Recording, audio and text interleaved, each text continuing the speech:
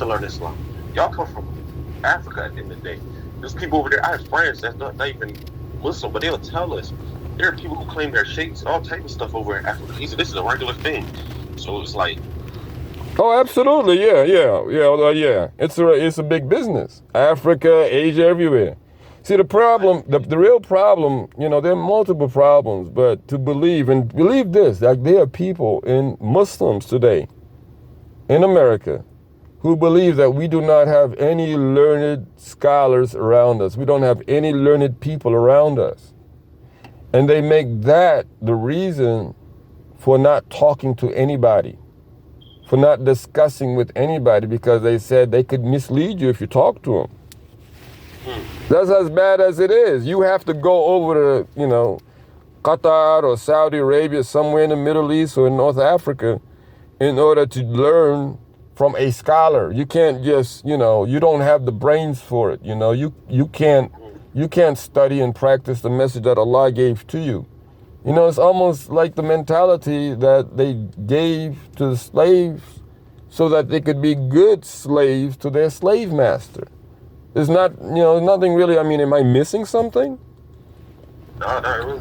So, right now, and I thought, that's what I thought, actually. I thought that you had got wind of the reality that, because, like as I myself was on, the land teaching the Quran,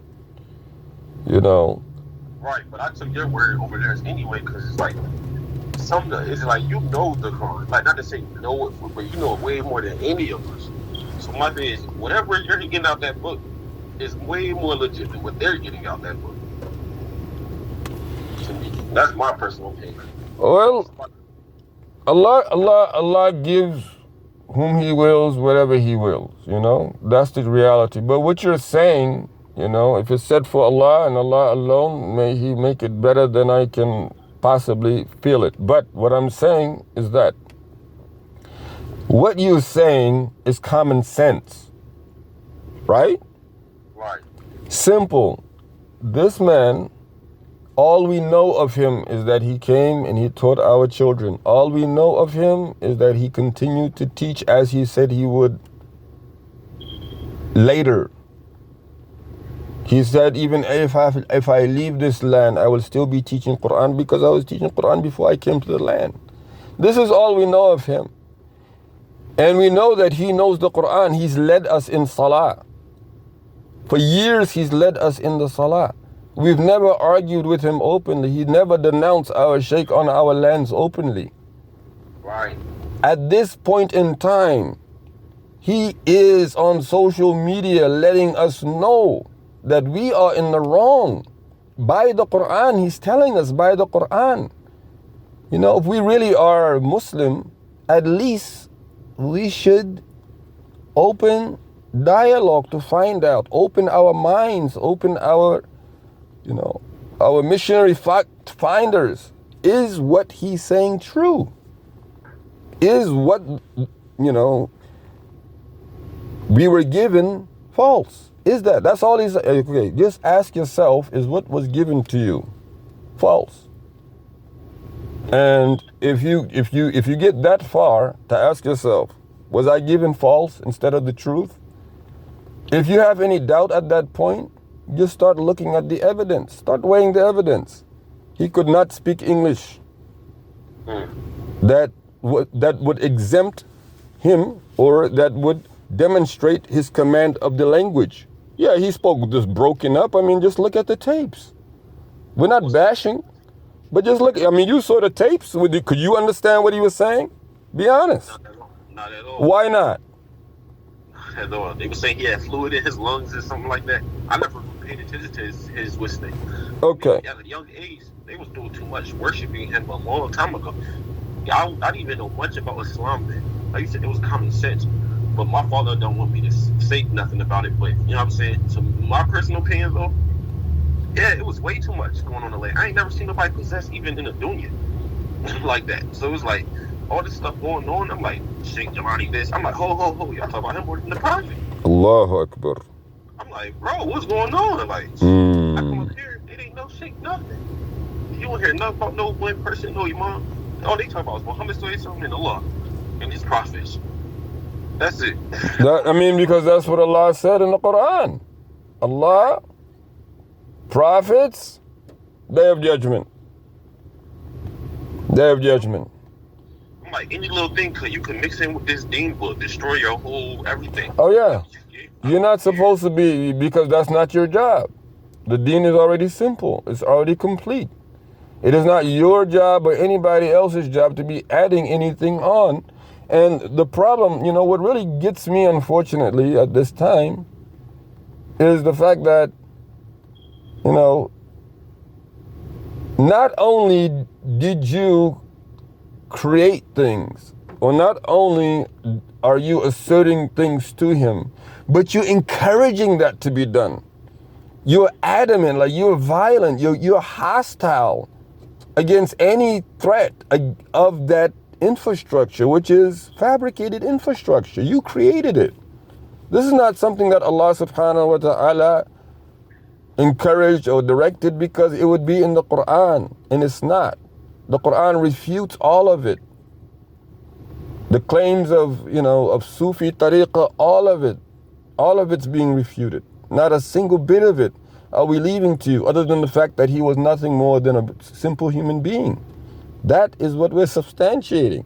Yes, he was a human being, but everything else you all are trying to attribute to him, everything else you all are trying to make sure stays as part of Islam is not. And we are, because on YouTube, R2F had a show, or I was on one of their shows, or actually I was on two of their shows. Those are Hussein and Amr, from Virginia. They teamed up with the Tennessee boys and the I think some boys from New York also. And you don't watch that show. That channel. It's a YouTube channel. You don't watch that. I didn't get into it. I just be reading like Imam Ghazali books. No. Listen. They've actually uncovered a lot of things, like the reason why he couldn't come over here. That I will have to say I got that one. Yours truly, Coalition Forces, we got it from them. Why he couldn't come over here. But I'll send you, I'll send you a video on why he couldn't come over here. Okay. And that's a very, so Abu still follows him, so I would want his number. I would want to call him up and get his take on that, because a lot of people do not understand, but he couldn't come over here for very good reasons. Very good reasons. But in the older generation, a lot of them, not to be ignorant, they're very arrogant, man, because they feel like, their age, they put so much effort into this for this to be wrong, and just they don't want to accept it. I can't, not stuff I've never seen that about my pops. He's very strong-minded, so it's like, it's going to be, like, even Brother Sadiq, they were saying to him this, that, and other thing. They're not going to take your opinion no matter what, even if it's right. To them, they say they seen what they seen, so only they would know. So it's like, but to me, it's common sense, like you're saying. I'm not going to, what I'm saying? It's just common sense at the end of the day. I ain't going to raise my kids up around that. That's why I'm up here. I've been left that alone. I've been left the Jamaat alone. Only come down there to go to the what's name connects with some of the Muslims down there. But they're so far into that stuff, it's like, it'll be an all-out war if somebody starts speaking about that. It already is an all-out war. It's been an all-out war. Understand?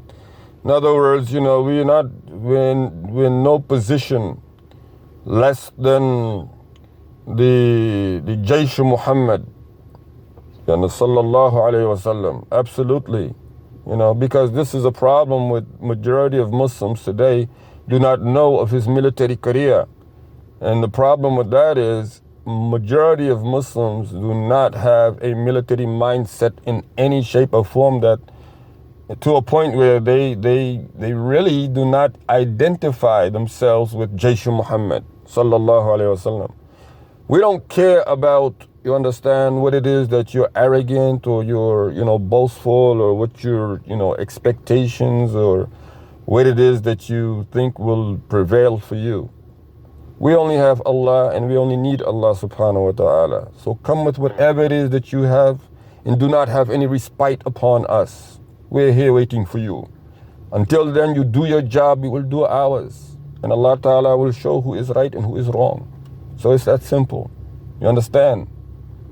So, See, I would need to start learning from you more, because, you know what I'm saying?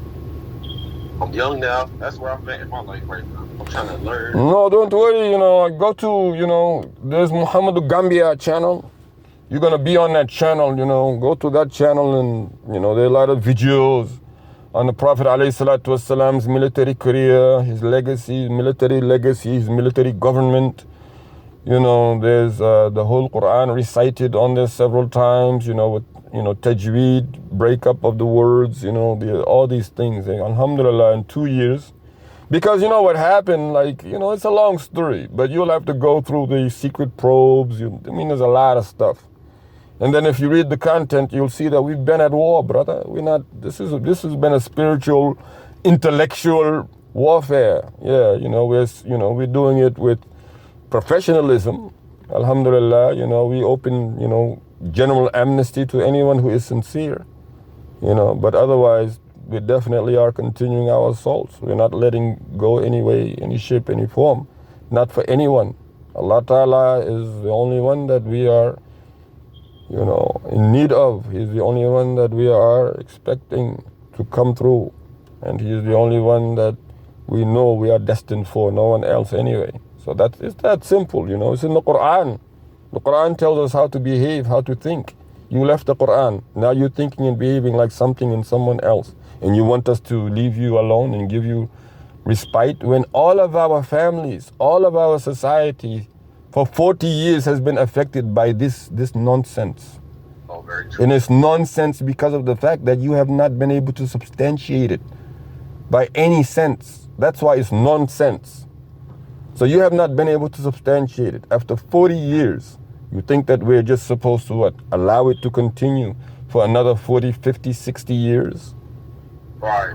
Who the heck told you that slavery was that legitimate still in America? Well, see, I knew it was a mindset thing, but when somebody spoke to me about it the other day about the Sheikh J, and then I was like, whoa, this is deep. But I'm like, it's true. You know why it's true? Because their behavior, one, if you just go by their behavior, it's true. I'm like, no, well, yeah, families have been broken up. We know about that. Where the women, the women families been broken up, father against son, son against father, and, mother against daughter, daughter against mother, all these things, sisters against sister, brother against brother, husband against wife, wife against. That's the history of the family structure in what I myself have personally lived. For 21 years, how are you going to tell me? And people who were there for 40 years, people who witnessed him when he first came and asserted what it is that he asserted, went their separate ways, and there would be fights between the husband and wife. They would split because one accepted, one did not accept. There were firefights, there were assassinations that he had commanded. There was the bombing, so it's so much stuff to where he could not come over here anymore. And the deal was that the Pakistani intelligence would keep him safe and put in Pakistan. And America would not seek him after that. Because after all, he did have an executive order to come and infiltrate the Darul Islam movement. He did have that order. And that did work out. If you're familiar with Darul Islam, you heard about it, right? Yes, before the exactly. Well, that's what he did. He came and he took over that movement. And he didn't take over the whole movement. Some people did not want to do what it is that he was going to do. But people did not want to go. But it's a long, drawn out story. If I'm learning about that being up here. Because a lot of them will say that. Yes. They want to follow this shit. Right. All this is coming out now because I'm up here. Listen, let me explain something, okay? For people who are gun-holed on the Jamaat and the Sheikh, right? And the Sheikha also, because right now the Sheikha is in charge. All right. Right. You believe that you are in this perfect honor, high status. Okay, no problem. No problem. Your Jamaat is the promising. Sure, no problem. However, what do you say about people who did not want to go with him from day one? People who left the Jamaat on their own accord? People who got kicked out? People who decided not to join, although their wives or their husbands had decided to join after all of it's said and done for 40 years. You have all these categories of people who have issues, who have problems with what they've experienced with your perfect, honored Jamaat. They're all wrong and you are right. None of what they're saying. I was a friend who was teaching on the land there. And I'm telling you right now, even yours truly is telling you that he sees the possession. He sees that this was a false means of possessing a nation of people. That's what it was. It failed miserably. So he's telling you that right now. And all the other people you've kicked out, or all the other people who just left, everybody's wrong. I'm wrong. Fine, I'm wrong. But you are right and all these other people are wrong. These different categories of people, just think about it. From day one, there were some people who did not want to go with him. So that's day one. The next time a person decided to speak up, he got that person killed. That's another different type of people. You know, they actually spoke up after they were in there. Then you have people like yourself who did not do something or did something they did not like, so you got kicked out. You didn't like getting kicked out, did you? No, right? No. Then you had people who are familiar with you. They never joined you. They never met you. Their families are in there. My father-in-law, when my wife decided to look into it, he did not join. He did not like it. He just said, no, I'm not feeling it. So people in that category, right, who never joined, but they have relatives in it, right? All of these, and then you have people like myself who did come around, who did provide service or whatever, right? And then after some years or whatever, did not come back. You have all these different categories of people. I may be forgetting one or two, but you have all these different categories of people saying that they have major issues with the setup and the makeup of your teaching and your practicing. All of them are wrong and you are right? Does that make sense to you? It's like, you know, you're a teacher in a class and something happens inside the class. You don't know about it, but when you come in, all of the students are pointing to one student. And the one student who is being pointed to is saying they are all wrong and I am right. What are the chances of that happening? Just use your critical thinking. Every category mentioned to you, again, I could be forgetting one or two, but that's already 4 different categories. You mean to tell me that all of them and everything that they're saying, all of the issues that they're mentioning about how you have been taught, how you are practicing Islam, you mean to tell me that it's all wrong and you are right? You mean to tell anybody who is looking from the outside, the case is that everybody else is wrong and we are right. And that's supposed to be acceptable. That's supposed to be good enough to take to the bank, right? Hey, listen, Teller, I don't care what you're looking at. You see how many people I got behind me? That's how many dollar signs you need to see in my bank account. It doesn't make any sense. It doesn't matter how many people are with you or behind you. What you have in your bank account is what you have in your bank account. What you don't have in it is what you don't have in it, right? But in this case, they're making it seem like, look, we already told you about our miracles and our, you know, our experiences. So all that stuff got to be true. And whatever anybody else is saying, no matter who they are, is false.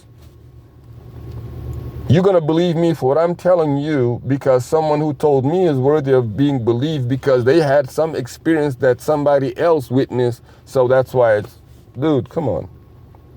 Please. I never, like you said, I never seen. What is this? You're coming out with your own books. For one, Rasul went by the Quran and Hadith. No, well, the idea of writing books, is not in itself, I wouldn't say, because, you can write, there's nothing wrong specifically in itself just writing a book. But the problem is when you plagiarize, I mean, that's stealing. You took somebody else's words and made it seem like they were yours, and you drove people to believe that you wrote books when you were cutting and pasting things left and right. And that's wrong, man. I mean, and one of the things, like when I found out about the books, this was back, how 16, 17 years ago. I was like, and then I watched his tapes. I'm like, wait a minute. This guy's English is not good enough to write no book. And now the answer is because it was cut and that explains it. And that's come on, dudes. You're not gonna throw the wool over the people's, faces forever. I mean, 40 years is long enough. It's bad. Okay, you all can come forward, and have an open discussion about it. Otherwise, we'll continue to fray away. I mean, we have no problem. And we'll see again what Allah Ta'ala is substantiating to be true, and your falsehood, you will see it for what it really is, Right. And that's it. We don't have nothing more. But inshallah, I'm going to get going, we're going to talk more,